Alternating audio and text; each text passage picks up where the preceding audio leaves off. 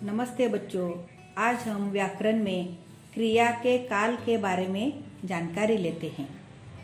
पहले वाक्य देखते हैं, सुनो। एक, राजा ने चारों बेटियों को अपने पास बुलाया। 2, लड़का पिता को पानी पिला रहा है। 3, इन्हें अपराध के अनुसार दंड देंगे। पहले वाक्य में क्रिया हो चुकी है, दूसरे वाक्य में क्रिया हो रही है और तीसरे वाक्य में क्रिया होने वाली है।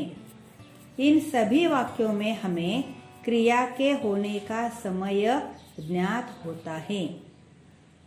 अब हम काल की परिभाषा देखते हैं। क्रिया के जिस रूप से किसी कार्य के करने या होने के समय का बोध होता है उसे काल कहते हैं। अब काल के भेदों के बारे में हम जानकारी लेते हैं। काल के निम्नलिखित 3 भेद हैं।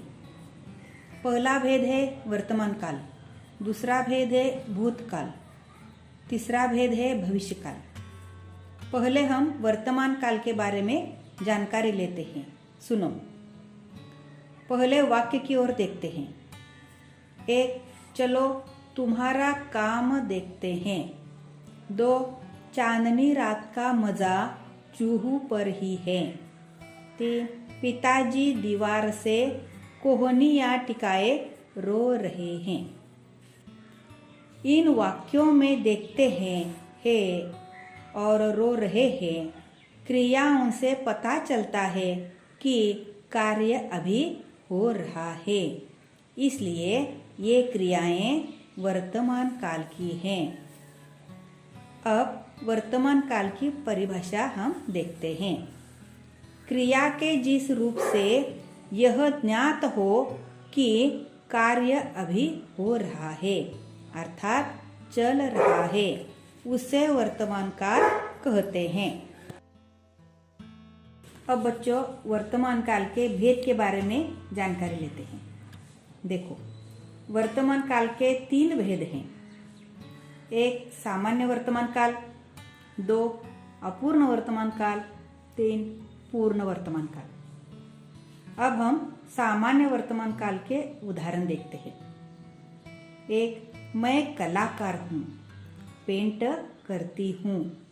2, रमन स्कूल जाता है। अपूर्ण वर्तमान काल।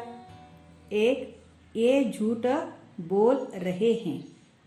2, मंटू खाना खा रहा है। पूर्ण वर्तमान काल देखो। 1, अब हमारी भूमिका बदल गई है। 2, मैं नेहरू जी, शास्त्री जी एवं इंदिरा जी से मिल चुका हूँ। अब हम वर्तमान काल के कुछ अन्य उदाहरण देखते हैं ताकि आपको वर्तमान काल समझ में आ जाएगा। तो सुनो।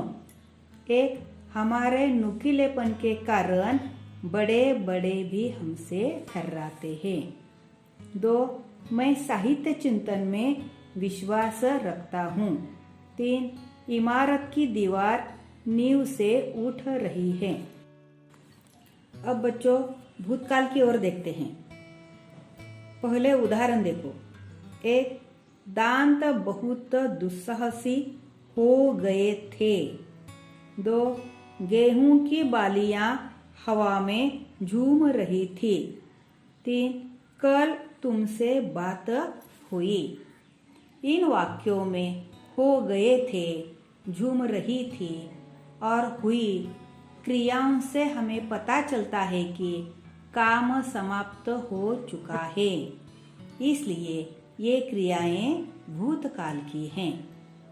अब हम परिभाषा देखते हैं, सुनो। जहाँ बीते हुए समय में किसी कार्य के होने का बोध होता है उसे भूतकाल कहते हैं। अब हम भूतकाल के 3 भेद जो हैं उनके बारे में जानकारी लेते हैं। सुनो बच्चों, भूतकाल के 3 भेद हैं। 1, सामान्य भूतकाल। 2, अपूर्ण भूतकाल। 3, पूर्ण भूतकाल। अब हम उनके उदाहरण की ओर देखते हैं। सुनो बच्चों। सामान्य भूतकाल। 1. मैं उन दोनों को भुनवा कर खा गई। 2.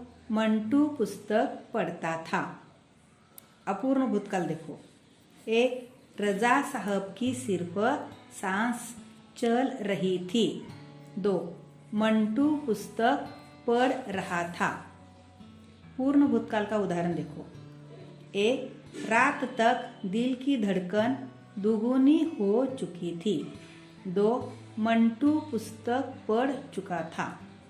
अब हम भूतकाल के कुछ अन्य उदाहरण देखते हैं ताकि आपको भूतकाल अच्छी तरह से समझ में आ जाएगा। तो सुनो बच्चों। 1. अलार्म शोर मचा रहा था। 2.